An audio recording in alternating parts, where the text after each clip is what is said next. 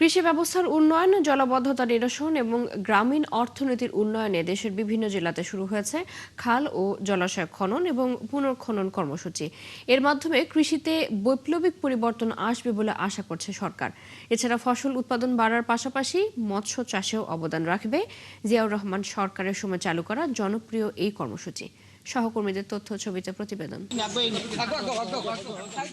সোমবার বিকেল সারা দেশে খাল খনন কর্মসূচির অংশ হিসেবে সুনামগঞ্জ সদর উপজেলার মোল্লাপাড়া ইউনিয়নের হরিরামপুর খাল পুনঃখনন কাজের উদ্বোধন হয়। খনন কাজের উদ্বোধন করেন প্রধানমন্ত্রীর পররাষ্ট্র বিষয়ক উপদেষ্টা। ক্যানাল ওয়াটার ইভ্যাকুয়েশন খুবই ইম্পর্টেন্ট এবং আপনার বিভিন্ন ধরনের এবং প্রতিরোধ করার স্পেশালি ডেঙ্গু আপনার বিভিন্ন অবৈধভাবে খাল টাল করিয়া যাতে দখল না হয় খাল দখল করা।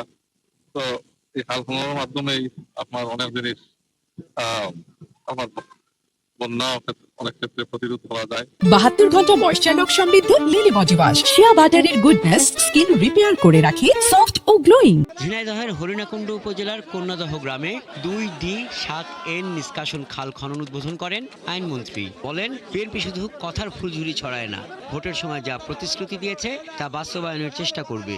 পরে খালপাড়ে একটি গাছের চারা রোপণ করেন মন্ত্রী। বিএনপি ক্ষমতায় আসলে বাংলাদেশের কৃষকদের 10,000 টাকা পর্যন্ত কৃষি ঋণ সুদসহ মওকুফ করবেন। তারেক রহমান তার কথা রেখেছেন। আমাদের ক্যাবিনেট মিটিংয়ের প্রথম বৈঠকে প্রায় 1,500 কোটি টাকার মতো কৃষি ঋণ তারেক রহমানের নেতৃত্বে আমরা মওকুফ করেছি। চাঁপাইনবাবগঞ্জে 5.5 কোটি টাকার বেশি ব্যয়ে পুনঃখনন করা হচ্ছে প্রায় 5 কিলোমিটার দৈর্ঘ্যের নবাব খাল। পুনঃখনন কাজের উদ্বোধন করেন প্রধানমন্ত্রীর উপদেষ্টা রেহান আসিফ আসাদ। পৌর এলাকার রুহুল বাঁধ এলাকায় সোমবার এই খনন কাজের উদ্বোধন হয়। ইনশাআল্লাহ যে আমাদের যে লক্ষ্য, আমাদের যে এই খালটা পুনঃখনন করা হলে এটা যে সুবিধা, ইনশাআল্লাহ এলাকাবাসী এই সুবিধা পাবে। এই পানি জলাবদ্ধতা নিরসন এবং সেচ ব্যবস্থা উন্নয়নের স্বার্থে যে 12 কিলোমিটার চাঁপাইনবাবগঞ্জ পৌরসভার যে খাল খননটি এখানে প্রকল্প তৈরি করা হয়েছে পানি উন্নয়ন বোর্ডের মাধ্যমে, এটা দীর্ঘ 4 বছরের অক্লান্ত পরিশ্রমের ফল।